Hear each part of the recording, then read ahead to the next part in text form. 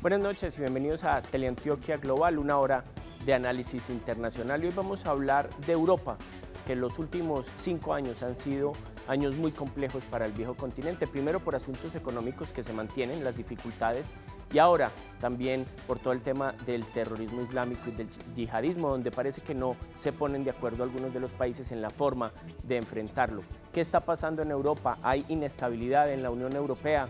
De eso vamos a hablar hoy aquí en Teleantioquia Global.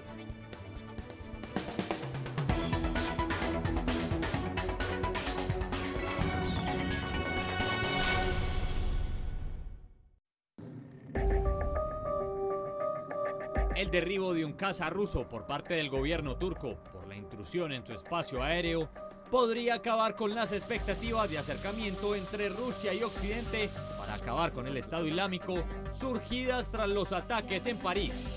Y por el contrario, podría abrir un nuevo frente en la escalada de violencia que se centra en Siria y en Irak, pero que ahora afecta zonas de Europa, África y Asia. Con los presidentes de Rusia y Turquía, Vladimir Putin y Recep Tayyip Erdogan discutiendo y midiendo su poder, y ante la nefasta posibilidad de un escenario más grave, la Unión Europea ahora no escatima esfuerzos para aplacar todo el panorama. Antes del impasse entre estos países, Erdogan parecía tener el control de su contexto. En octubre, los dirigentes europeos, abrumados por la crisis de los refugiados, aprobaron un plan de acción que comprometía altas sumas de dinero, visados y las negociaciones para retomar la adhesión de Turquía a la Unión Europea, a cambio de la cooperación de este país para la contención de refugiados. Esto benefició a Erdogan, que recuperó la mayoría parlamentaria en las elecciones generales del mes pasado. Pero el impasse con Rusia lo dejó nuevamente en el ojo del huracán a nivel internacional. Putin, por su parte, ha tenido que lidiar con las tensiones geopolíticas más fuertes de su país desde finales de la Guerra Fría, con fuerzas en terreno sirio indispensables para derrotar al Estado Islámico, pero enfocadas también en atacar a los rebeldes apoyados por Occidente, lo que genera inquietud en Turquía y la OTAN. Además, es de resaltar que luego de los atentados en París, Francia rehúye a la OTAN para responder conjuntamente al Estado Islámico. Siendo este el panorama, los demás países de la Unión Europea y Estados Unidos tienen la responsabilidad de utilizar todos los recursos a su disposición para alinear a Francia, trabajar de la mano con Rusia, seguir manejando la crisis de los refugiados, acabar con el Estado Islámico, evitar la escalada de un conflicto con Turquía y eventualmente llevar un proceso de pacificación de Siria e Irak. Ahora, tanto a los Estados Unidos como a la Unión Europea, a Rusia, a Turquía y a los gobiernos sirio e iraquí se les hará necesaria una actitud de sensatez y entrega, pues la estabilidad de toda la región y del mundo están en juego. Bueno, antes de iniciar la discusión alrededor de la posible fragilidad de Europa, es importante que pongamos un contexto global. Europa es un continente que agrupa a 49 países con una superficie superior a los 10,5 millones de kilómetros cuadrados y un poco más de 730 millones de habitantes. Por supuesto, es uno de los continentes fundamentales en la lucha que en este momento se está llevando contra el yihadismo. Pero desde hace 20 años lo que se considera la Unión Europea pues había servido como una especie de utopía de la unión de distintos países que pueden formalizar sus intereses hacia búsqueda de objetivos comunes. Sin embargo, los últimos 5 años han sido años complejos por el tema económico, por el tema migratorio y ahora además por el tema del terrorismo islámico. Y qué mejor que 2 europeos para hablar sobre este tema, y nos acompañan el alemán Jochen Kleinschmidt. Él es docente de la Universidad de AFID, experto en relaciones exteriores con un doctorado. Johan, muchas gracias por estar aquí en Teleantioquia Global. Gracias, David. Bueno, y Eugenio Pili, italiano, vive aquí hace un par de años ya en Medellín, docente de la Universidad Pontificia Bolivariana. Eugenio, muchas gracias también por estar y acompañarnos aquí en Teleantioquia Global. Muchas gracias. Bueno, Jochen, hay una fragilidad en la Unión Europea en los últimos 5 años. Podríamos decir que se empieza a resquebrajar esa unión con mucha fuerza desde el tema económico. Es el tema económico el que da partida a la fragilidad de una Europa que se veía utópica, unida, sin fronteras, con moneda única. ¿Cómo lo ves en el tema económico? Definitivamente esta crisis empezó en el tema económico con la situación que el euro, la unión monetaria, funcionó menos bien para unos miembros que para otros. En términos concretos, los países que sufrieron esa crisis económica eran sobre todo los del sur, ¿no? Empezando con Portugal, España, Italia y sobre todo Grecia, claro. Y Francia también está empezando a sentirse más cercana a esos países que a los países del norte.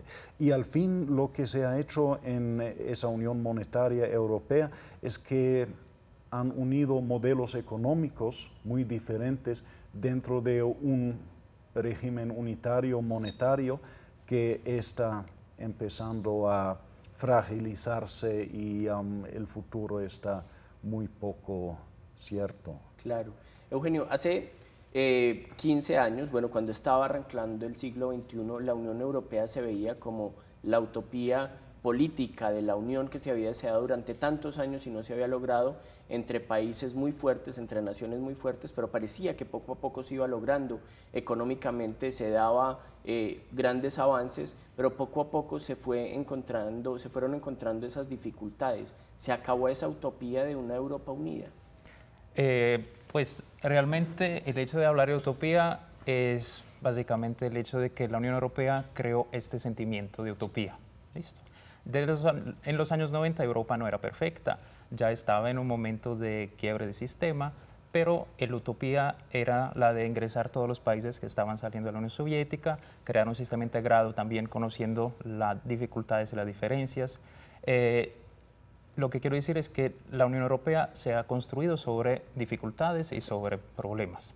O sea, no se va a quebrantar por la parte económica, pero se va obviamente a reformar, se va a mudar. Se afianza un poco esa forma de tener dos visiones de Europa, esos euroescépticos donde podemos meter a países como Inglaterra y aquellos europeístas como Alemania, como la misma Francia, que desean seguir muy fuertemente. Esos dos extremos se hacen más fuertes en momentos de crisis. Sí, y se hacen más fuertes al interior de cada país. Sí. No es Francia, son los europeístas de Francia y los anti-europeístas de Francia, y esto se repite en cada país. Y esto básicamente se vuelve casi que un debate parlamentario a nivel europeo, pero esto no quiebra. Inglaterra, que parece la que más se empuja para salir y a veces amenaza y a veces dice, pero finalmente tiene unos intereses económicos y políticos en quedarse. Entonces lo que hace es buscar una manera de ganar algo. Presionar. ¿Es posible que Inglaterra, ustedes como Europa, como europeos, ven posible que Inglaterra se salga de la Unión Europea con este famoso referendo? Posible sí, pero no creo que va a pasar. En estos meses y en el próximo año mucho más vamos a ver una campaña apoyada sobre todo por el sector financiero del Reino Unido que depende de sus enlaces con el continente. Creo que esa relación todavía se puede salvar por ahora, pero también hay que mirar que aún muchos países donde la opinión pública está muy favorable hacia la Unión Europea, está empezando con procesos de decisiones que realmente no quedan dentro del paradigma europeo. Por ejemplo, Alemania, como tú dijiste, es considerado un país muy pro-europeo, pero la cancillera Angela Merkel hizo una decisión sobre la admisión de refugiados de Siria y de otros países sin consultar con sus colegas europeos, sin consultar, básicamente tomó una decisión soberana con consecuencias para Europa, sin consultar a sus colegas, sin consultar al público de su país o de la Unión Europea. Así que están entrando prácticas, no solamente retóricas o opiniones, pero están entrando prácticas a la política europea que creo que pensábamos que eran del pasado más o menos. Es exactamente esto. El hecho es que hay unos países que quieren venderse como la Unión Europea, como el futuro. Francia, Alemania sobre todo, que quieren encabezarla políticamente. pero para poderla manejar y hacer que funcione también con tantos obstáculos, la están manejando como se manejaba la diplomacia en 1900 o 1800. Claro. Entonces no estamos realmente cambiando el sistema, estamos regresando al acuerdo de poderes que habíamos olvidado de alguna manera. Sí, bueno, este 2015 que ya está cerrando, Europa ha tenido una problemática que ya venía mostrando síntomas en años anteriores, pero que ha estallado de una forma mucho más dramática, que es el tema del terrorismo y del extremismo islámico y del yihadismo. Johan, ¿usted cree que esto es una nueva problemática que puede generar fracturas al interior de la Unión Europea, por lo menos en el tema de cómo va a responder cada país? Ahorita hablamos del tema migratorio que resulta también de esto, pero que es unas consecuencias distintas. En el asunto bélico, de la forma como va a actuar cada país, puede generar fracturas por decisiones nacionales independientes. Pueden pasar varias cosas, puede traer consecuencias paradójicas. Primero, lo que pudimos ver era que hubo una nueva solidaridad frente a los ataques en París, ¿no? Al fin, el estilo de vida que fue atacado en el Bataclan no era el estilo de vida de Francia, pero era un estilo de vida de Europa o del mundo moderno, tal vez. Así que podría generar una nueva fuente de solidaridad, pero en sus respuestas políticas, estratégicas, también puede generar nuevas fracturas, por ejemplo, como lo vimos con cuando cerraron la frontera entre Francia y Alemania, que ya desde casi 20 años era una frontera abierta, sin puestos de control, etc. Así que hay que ver qué pasa en ese aspecto. Claro. Profesor Sí, desde el punto de vista de relaciones entre países europeos, regresamos nuevamente a lo mismo. Estamos teóricamente bajo unos acuerdos comunes que nos amarran, pero buscamos la manera de que cada país en el momento de crisis haga lo que le dé la gana. Sí. Entonces, cierro frontera, hago mi política migratoria diferente o hago mi política de relación con las religiones diferente. Sí. Y esto no es un buen augurio para el futuro como Unión Europea si es un proyecto en común. Realmente hay que mirar que la Unión Europea no fue construida originalmente para tomar decisiones en tiempos de crisis. Fue construida para, despacio y paso por paso, construir un orden económico, un orden de libre comercio, etcétera, etcétera, trabajando en la construcción de un consenso despacio, ¿no? Sí. Y nunca fue construida para tomar decisiones en tiempos de crisis. Y expectar eso tal vez es un poquito demasiado. Claro, pero quizá entonces esta crisis ha tomado por sorpresa a una Unión Europea que creía resuelta ya muchos de estos asuntos que vuelven a la política nacional e internacional. De sorpresa no, porque pasa lo mismo que ha pasado cuando empezó la crisis en los Balcanes. Tenemos una Unión Europea que sabe lo que está pasando, pero tampoco sabe cómo unirse. El tema de la guerra yo creo que es el fundamental ahora. Hay unos países que se están poniendo de acuerdo para organizar envíos militares con aviones. Estos son acuerdos todavía a nivel bilateral. Lo puede ser Italia apoyando una primera fase, Francia que llega al bombardeo, España que pasa con otro tipo de acuerdo. Pero seguramente hay países que no estarían de acuerdo y la parte militar no está en un acuerdo económico de la Unión Europea. Perfecto. Bueno, vamos a ir a un pequeño corte y cuando regresemos hablamos justamente de esa reacción militar, particularmente a lo que ocurrió en ese viernes 13 de noviembre en París. ¿Cómo va a actuar Europa en conjunto o de manera individual frente a la amenaza del Estado Islámico? Ya regresamos.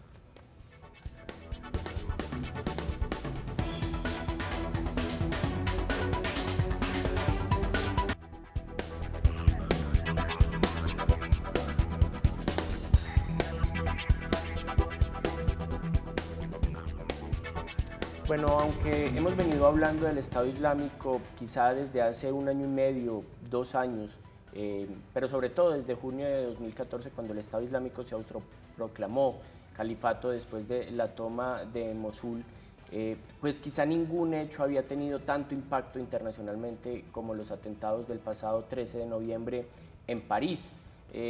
¿cómo van a actuar los distintos países europeos frente a una amenaza que es real y que todos coinciden que sin duda alguna va a volver a suceder? Vamos a ver algunas opiniones de mandatarios de Turquía, de Rusia, sobre cómo se debe actuar frente a la amenaza del Estado Islámico.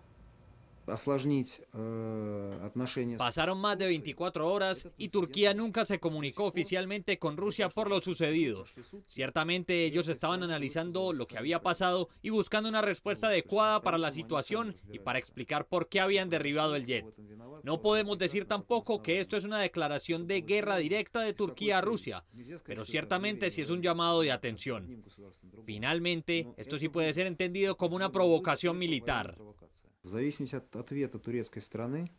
La solución depende de la actitud que durante estas semanas asuma Turquía. Rusia hará sus movimientos de acuerdo a cómo los oficiales turcos y el canciller de ese país expongan la situación y actúen de aquí en adelante.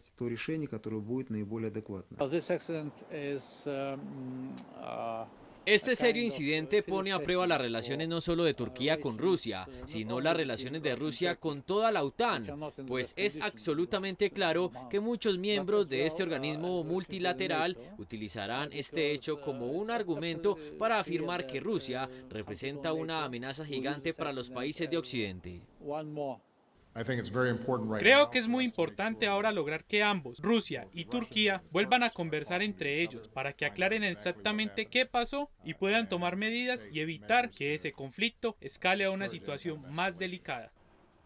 China le está colocando mucha atención a este incidente. En este momento hay muchas circunstancias que tienen mucha presión y que hay que clarificarlas para que se estabilicen. El apoyo internacional de China para luchar contra el terrorismo está más firme que nunca. Esperamos con comunicación, coordinación y esfuerzo darle un fuerte golpe al terrorismo.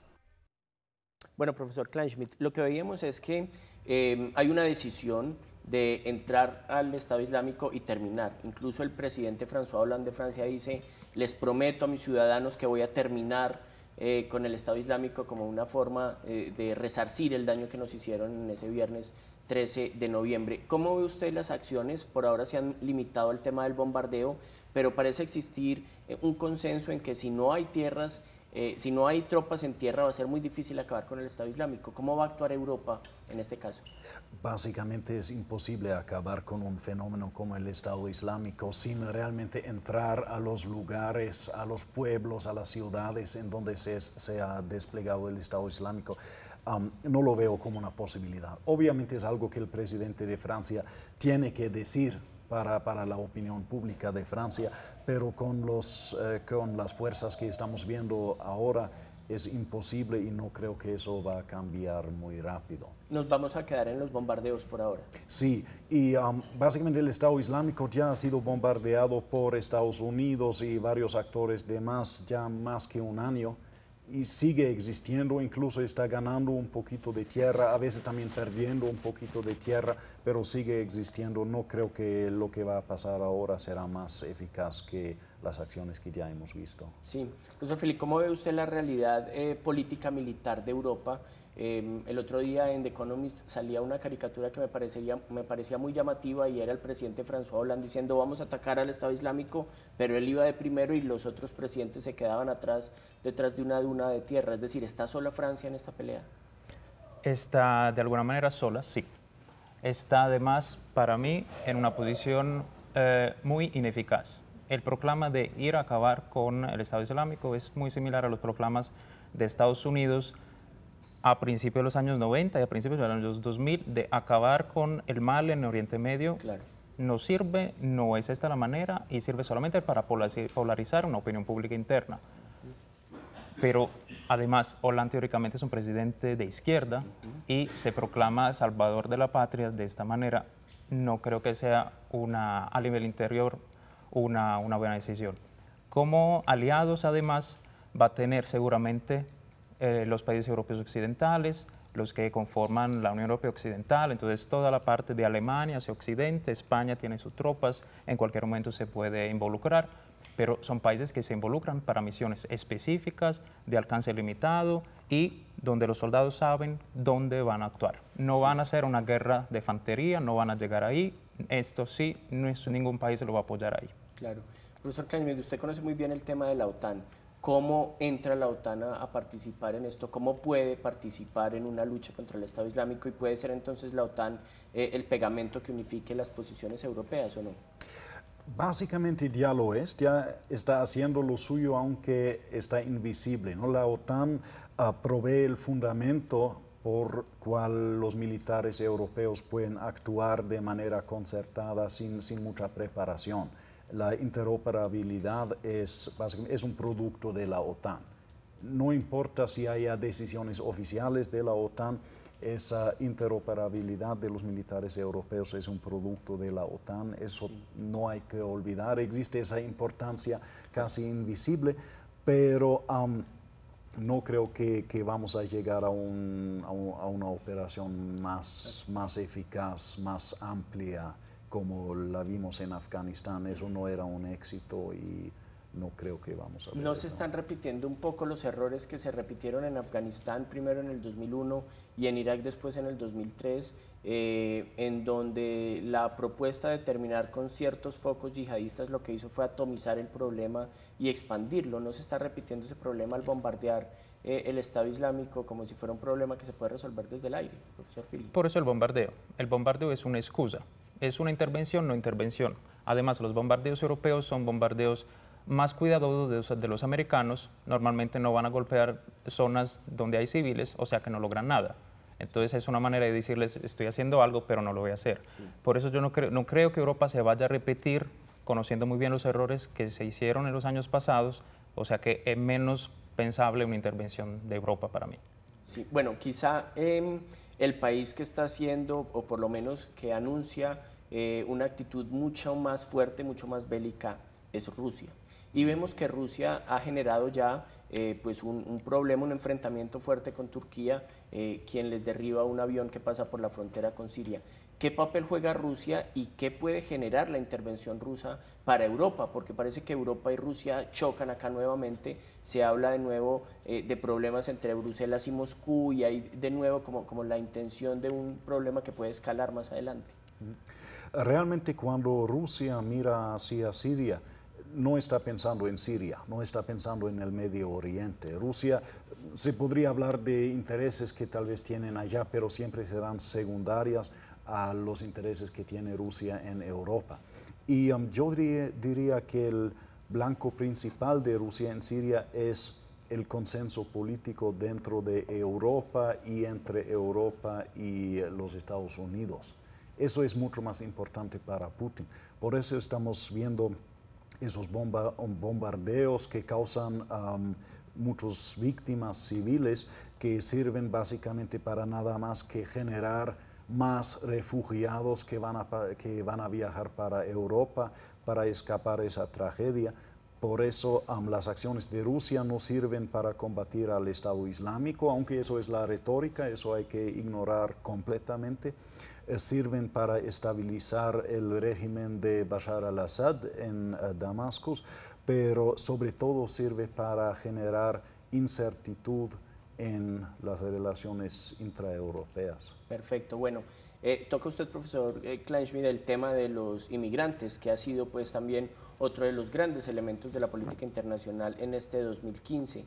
La crisis migrante que está viviendo Europa es la peor que se ha vivido desde el fin de la Segunda Guerra Mundial en 1945. Vamos entonces a un pequeño corte y cuando regresemos tocamos el tema de los inmigrantes a raíz de lo que está sucediendo en Medio Oriente. Ya volvemos.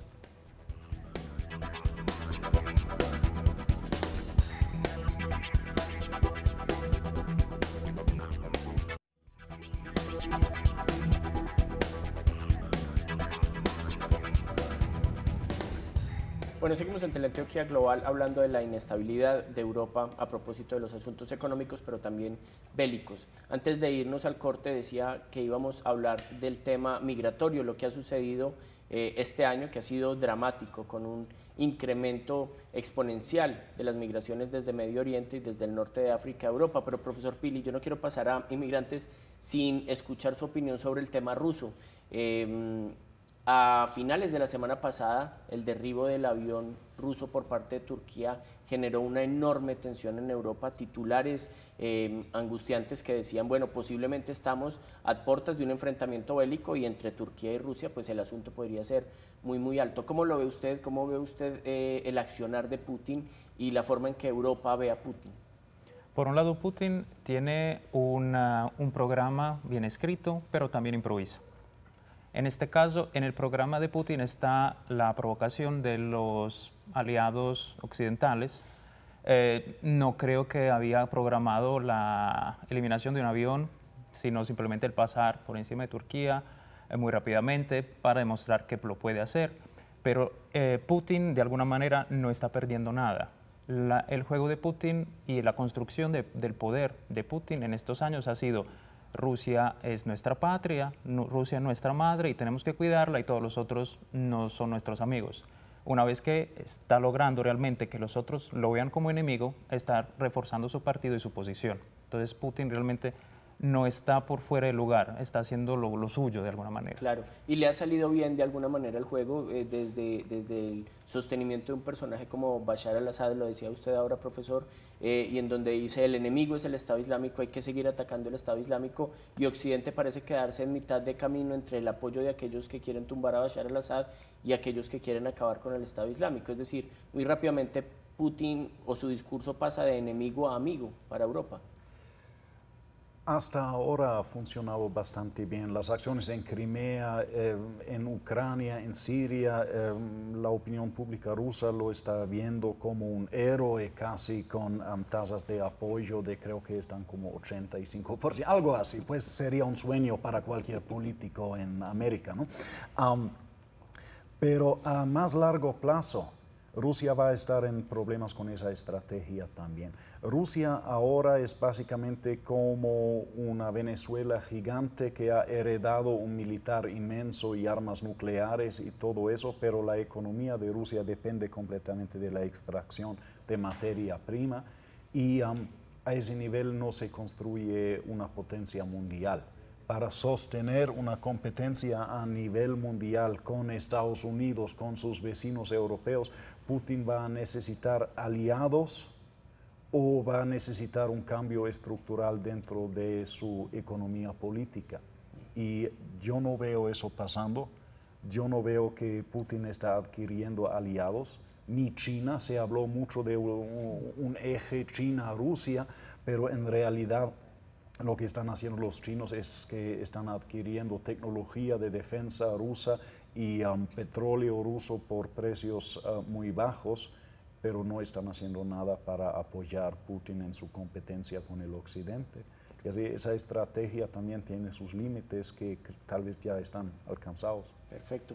Bueno, dejemos a Putin y hablemos del tema de los inmigrantes. Me parece interesante porque también es una muestra de un tire y afloje que existe al interior de la Unión Europea sobre los países que dicen recibir inmigrantes, sobre aquellos que deciden cerrar sus fronteras, hechos como la cantidad de barcos que terminan por hundirse, donde tanta gente muere intentando llegar a Italia, Lampedusa, ha generado una nueva tensión al interior de la Unión Europea. Profesor Fili, usted ¿cómo lo ve en el tema inmigrante? ¿Puede ser también un factor de disputa interna en Europa para empezar a definir las tasas de inmigrantes, si se van a recibir, no se van a recibir?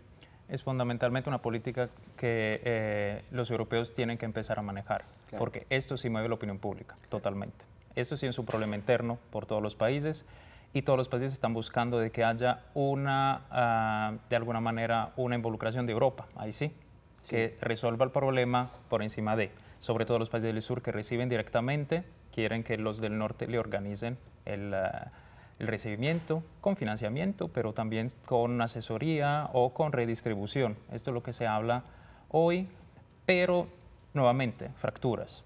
La mayoría de los países de lo que llamamos Europa Central o Europa Oriental no están de acuerdo. Son países realmente muy nuevos que no quieren manejar temas por ellos todavía muy nuevos y muy por fuera del alcance político y económico. Entonces, esto tiene que ser manejado muy pronto y de manera decisa a nivel de Unión Europea. Esto puede generar problemas. La mayoría de los partidos políticos que están tomando votos y estoy hablando de los partidos políticos de extrema derecha que juegan al islámico o al refugiado como al enemigo del Estado, son partidos que tranquilamente pueden ganársela toda sin hacer nada. Perfecto, profesor Klein, su opinión muy corta sobre el tema de los inmigrantes. ¿Puede ser este un factor que cohesione o que divide a Europa?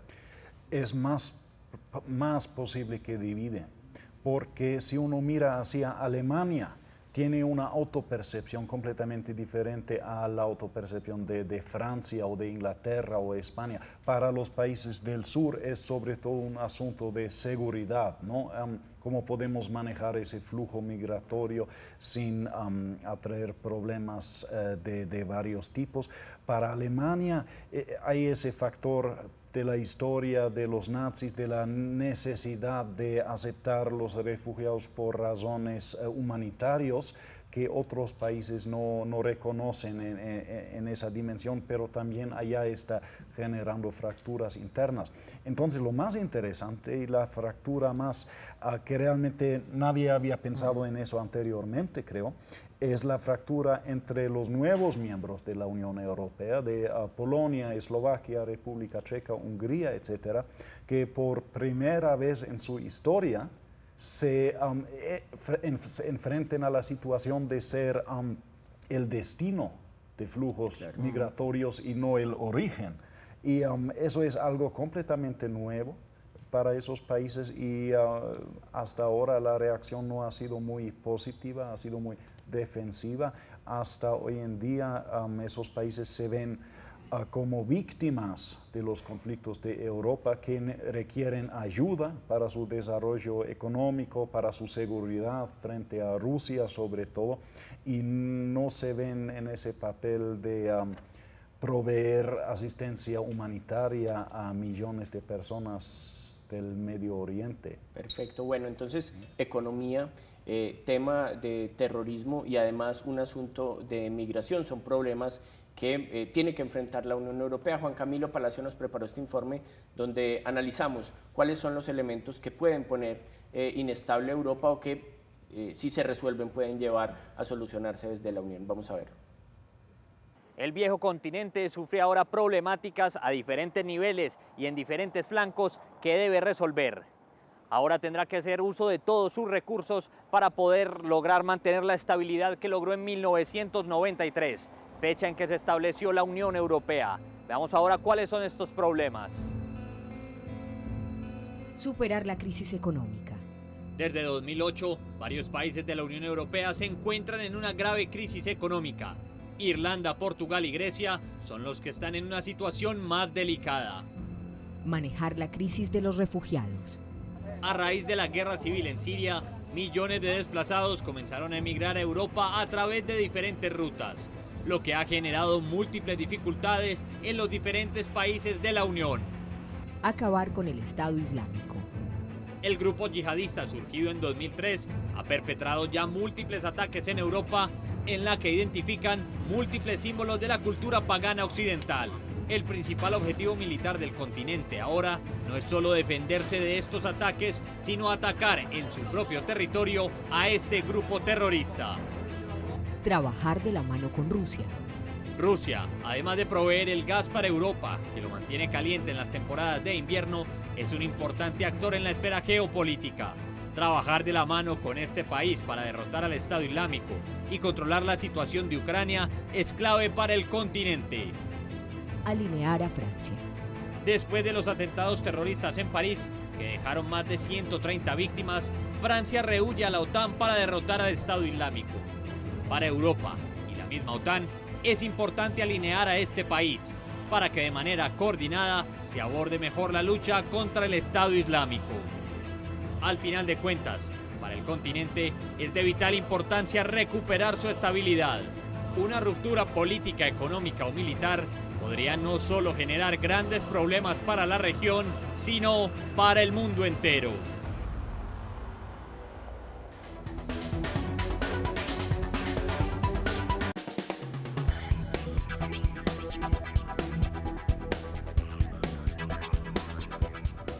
Bueno, seguimos en Teleantioquia Global hablando de Europa y de la inestabilidad que ha generado no solo el tema económico, sino ahora también el asunto del terrorismo. Profesor Pili, hemos dicho que quizá los caminos que está adelantando Europa para resolver el tema, por lo menos del terrorismo, no debería ser. ¿Cómo podemos esperar entonces un 2016 si Europa sigue actuando de esta manera? ¿O cuáles deberían ser entonces los caminos que adelante el continente unido para resolverlo? Muy utópico por mi parte, Sí. para anticiparlo. ¿Sí? Para mí Europa en este momento no debería hacer ninguna acción militar, porque Europa en este momento es el único lugar en el mundo reconocido, no es verdad, pero es reconocido como un lugar de paz, que vende paz y ha logrado la paz y ha sido un lugar de guerras. Entonces en este momento Europa es la única que puede vender el tema de inclusión, de marginalización de extremistas y de no intervención, que de todas formas sabemos que no es fácil lograr. Entonces, esto para mí sería la respuesta, si fuera unitaria o si fuera por lo menos de Alemania, Italia, España, Francia y convencer por lo menos Polonia, algunos de los países del Oriente, sería una perfecta respuesta para el otro año. Sí.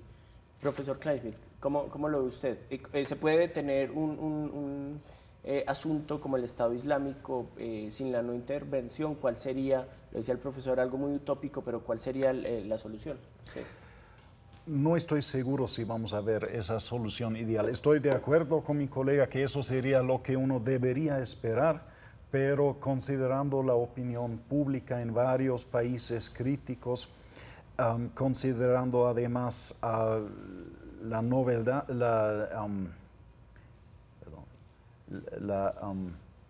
novedad de la situación, yo creo que es más posible que varios países se van a reunir dentro de la Unión Europea con países que que tienen una definición de la situación parecida.